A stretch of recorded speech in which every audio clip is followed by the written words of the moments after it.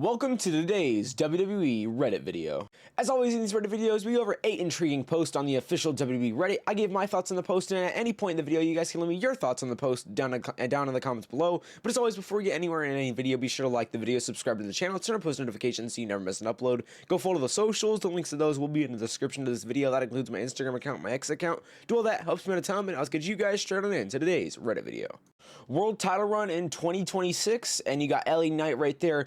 You know, absolutely, man. This guy definitely will have a world title run in 2026, and if he doesn't, this is just WWE's biggest fumble. They've really already kind of fumbled him, but they've really started to get better with LA Knight, man, over the past month even, or just on these episodes of Raw. They've really been doing a lot better with LA Knight, if you ask me, and trying to elevate him more in this world title picture. But yes, he definitely will be a world title holder in 2026 without a doubt. And like I said, if he's not, man, I just think there's nothing left in WWE for LA Knight to do then, because really there's just, if they don't give him a world title run in 2026, it just seems like WWE probably isn't going to do much with him.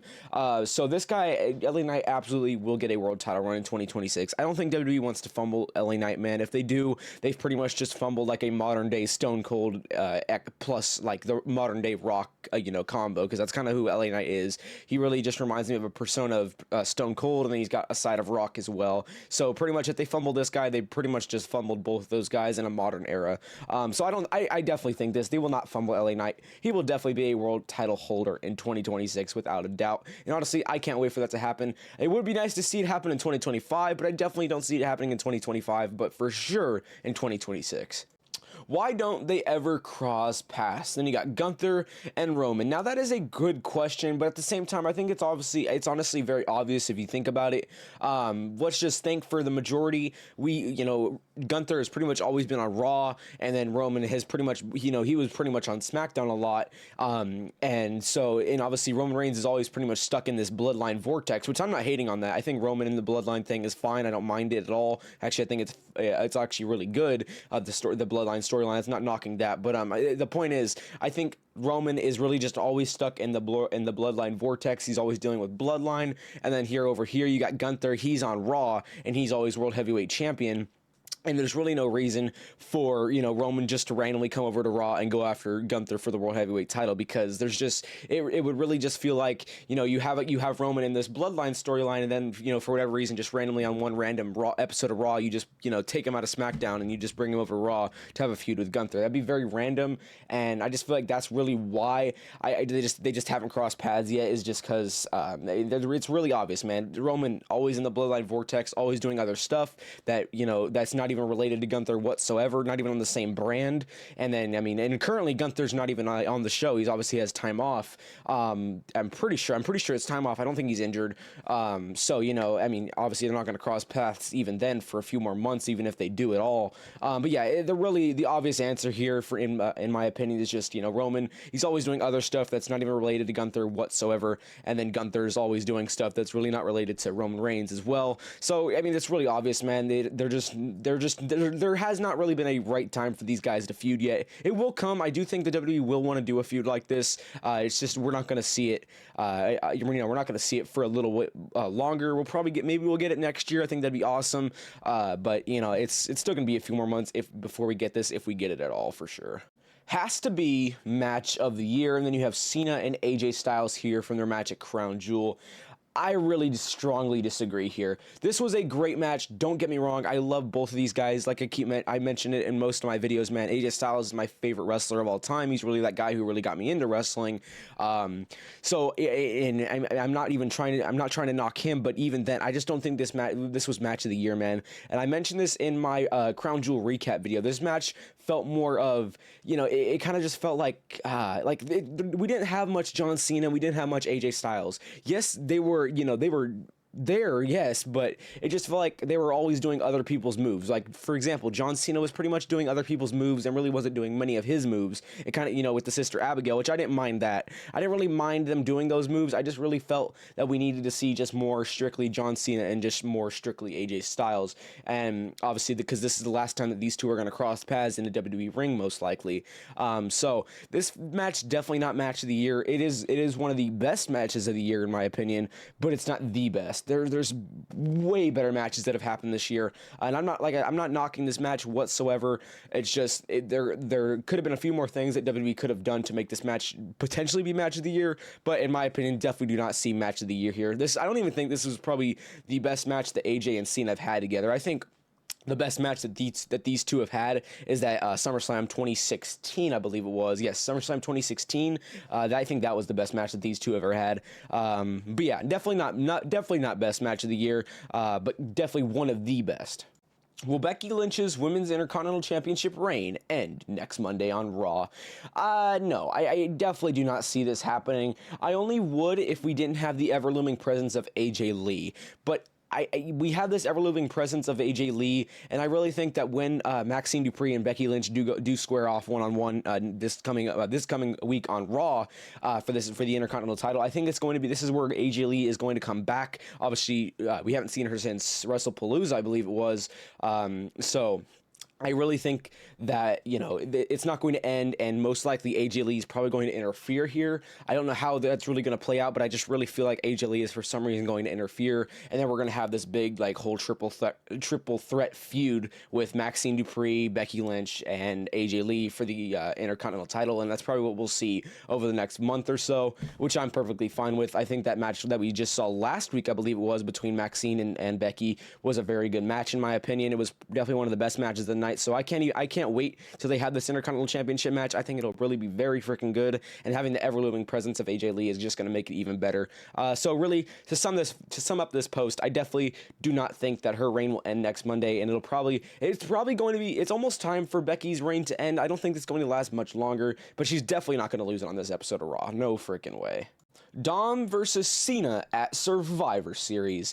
This is something that I could definitely see happening, and I know it's something that probably a lot of people would most likely want to see. Now, whether or not we see it at Survivor Series, I don't know, because John Cena does have two dates to appear on episodes of Raw, so maybe we do that match there at an episode of Raw, maybe not Survivor Series, but you never know. I definitely see this match happening. I really feel like we definitely see Dom and Cena happening with these last few dates that John Cena has, but whether or not it's going to be at Survivor Series, I don't really know. It could be, it could not be. I really don't know. Are they going to turn this into an Intercontinental title feud, or are they just going to make this just a regular one-on-one match? I don't really know which way they're going to go about this, but I can definitely see this freaking happening. I feel like this is something that WWE would absolutely want to do. Dominic being the heel that he is, and then I really can just picture John Cena being in the ring on one of these episodes of Raw that he has, and then Dominic comes out and just says, you're old, get the hell out of my ring. And make way for the new talent, basically, or make way for the new and upcoming and talent, basically. I feel like that's probably a scenario that WWE might do. So to sum up this post, I really think that we will see this match, but whether or not it's at Survivor Series, I really don't know, and this could be a match that we just see on a regular episode of Raw. But if we see it at Survivor Series, hey, I'll take it. But I really don't know if we see it at Survivor Series, but definitely we will see this match. There's no way in hell we don't. Predictions to this storyline. I've talked about this so many times now. We're really not going to talk too much on this because of how many times I've really talked about this storyline now. Predictions is it's going to flop. It's not going to turn into anything major. There's no way. This storyline is already fumbled. I think the layout that we started off this feud with Io being upset and crying, "Oh, I lost my family," I think that was absolutely retarded. That really killed the feud already for me. And then we have the Kabuki Warriors lose at Crown Jewel even after they just turned heel. That's a match that they should win, not lose. Hello, WWE. Do you even recognize what you're booking? No. The prediction is it's going to flop. It's going to be one of the worst storylines, if not the worst storyline of this year in WWE. No doubt in my mind, man. This storyline is garbage. It's poop. Nobody freaking maybe people like it. I know I don't. I really hate this feud. It really urges me really even just talking about it. I really can't lie. Yeah, man. Predictions. It's a flop. There's nothing major that we're going to get out of this. There's nothing cool that we're going to get out of this. It's just going to be really freaking stale content. We're going to get good matches because all these women here are good in ring, but from a storyline, absolute garbage, absolute trash. It's freaking rubbish. Throw it in the garbage. What is really going to be the end goal of this storyline? Yeah, it's much like the other storyline that we just talked about with Rhea and Io and the Kabuki Warriors, man. It's pretty much, this storyline is also pretty garbage too. I don't like it. I think it's trash. We have Bayley. She's a role model for 2 years, I think. she played the role model gimmick, even though she really was not even a fucking role model, if you ask me. And now we have her just being, oh, now I'm a hugger and now I'm evil. Like, just pick your fucking side, bitch. Like, nobody freaking cares, man. It really, this is another one that just irks me to talk about. It's just garbage. We're probably going to get good matches from this feud, just like the other one, but are we going to get a good storyline? Probably not, man. It's really, I don't really care about this storyline. The main part of this storyline is Bayley's new character, and I think Bayley's new character is trash. So, I mean, I really don't know what else to say here, man. What's the end goal of the storyline? I don't know. It's just gonna flop as well. I don't know. I really could care less about it unless somehow WWE just makes it better. Until then, I really don't know how they can make it better. But until then, I'm just gonna keep hating on this feud, much like the other one we just talked about. And really, that's my only thoughts here, man.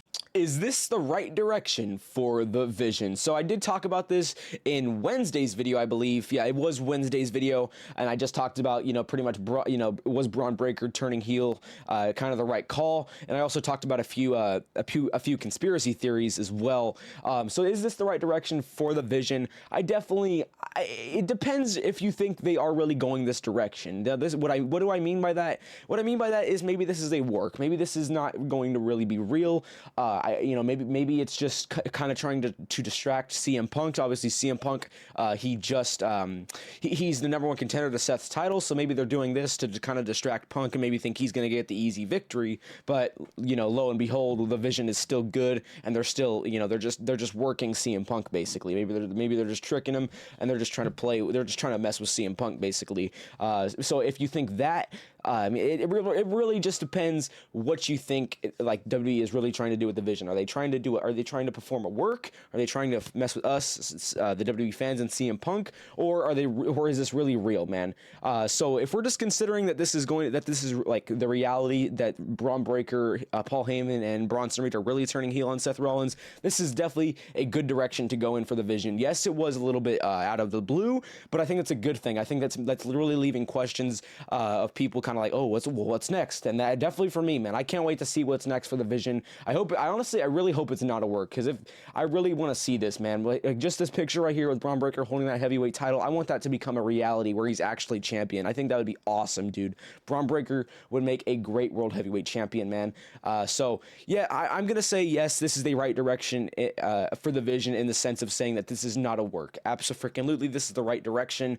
And like I said, if this is real, man, this is going to be so freaking awesome, man. But yeah, this is definitely the right direction for the Vision, in my opinion. Alright, everybody, we have now reached the end of the video. As always, I do hope you guys did enjoy, and as always, be sure to leave me your thoughts down in the comments below. But as always, before we get out of here, be sure to like the video, subscribe to the channel, turn on post notifications, and go follow the socials. The links to those will be in the description of this video. That includes my Instagram account, my X account. Do all that, helps me out a ton, and I will catch y'all boys in the next one. Peace.